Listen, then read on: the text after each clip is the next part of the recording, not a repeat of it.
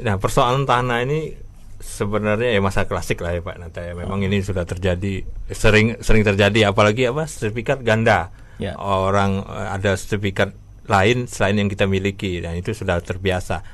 Pernah mengalami hal seperti itu, Pak? Oh, pernah, Pak. Yang seru nih, Pak ya. Yang seru ya. ya. Nah, ini ada si A. Saya punya sertifikat katanya. Terus datang si B, saya punya GS. Ya. Nah, kemudian dua-duanya ketemu saya. Nanti saya tinggal tanya, "Kamu mau jual berapa? Kamu mau jual berapa?" Cocok harganya. Ya kan, dengan harga saya hitung kan.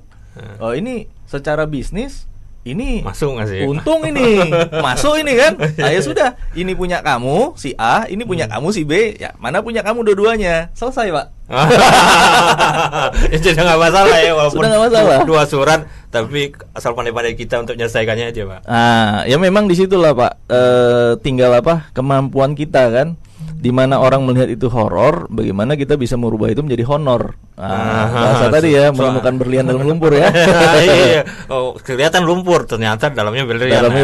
Ternyata tanah itu kan seperti itu, seperti dapat nilai, ternyata nilainya luar biasa. Betul. Nah, masih tentang tanah juga ini. Nah, tanah ini kan sebenarnya banyak surat yang ada di Indonesia ini kan banyak, Pak. Tadi GS, saya pernah menemukan namanya alas hak, Pak.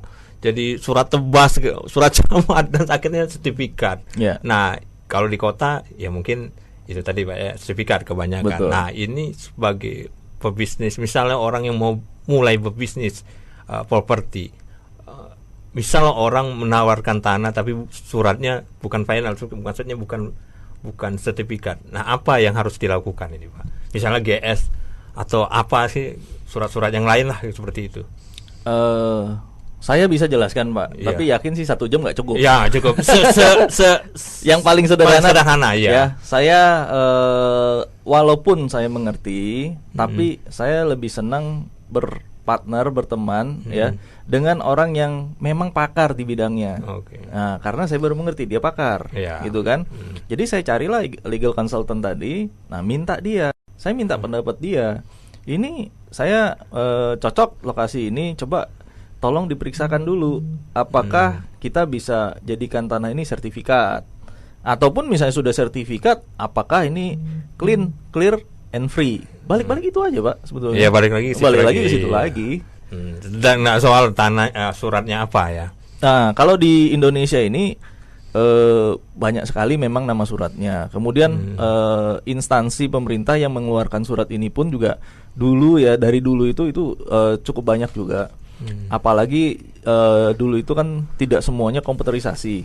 Nah, jadi inilah yang merupakan kesulitan bagi penduduk ya, rakyat Indonesia itu mendapatkan kepastian legalitas. Tapi sekarang dengan adanya modernisasi ya, itu sudah computerized. Kemudian arahnya sekarang mau menjadi satu peta. Kemudian juga setiap lokasi itu sekarang dipasang GPS-nya. Nah, ini arahnya lebih bagus. Nah, saran saya ya, untuk teman-teman yang masih memegang semua alas hak yang namanya bukan sertifikat, ya apapun itu ya, segera sertifikatkan. Itu akan menjadi satu, lebih aman. Kedua, nilai jualnya akan lebih tinggi. Nah, itu seperti itu. Ya, jadi kalau masih ada surat-surat nggak jelas, surat cuman jelas, tapinya sekarang ada surat yang memang dikeluarkan resmi oleh pemerintah supaya lebih aman itu, Pak ya.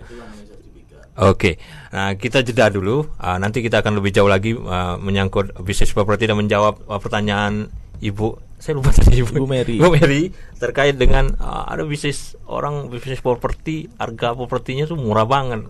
Apakah patut dicurigai gitu ya, Pak ya? Apakah kita juga boleh seorang bisnis properti jual murah?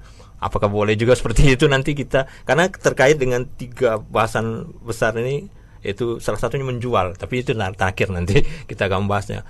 Jual murah apakah itu pasti nipu atau enggak, kaitannya dengan pertanyaan Bu Eni. Nanti kita kembali setelah jeda iklan berikut ini.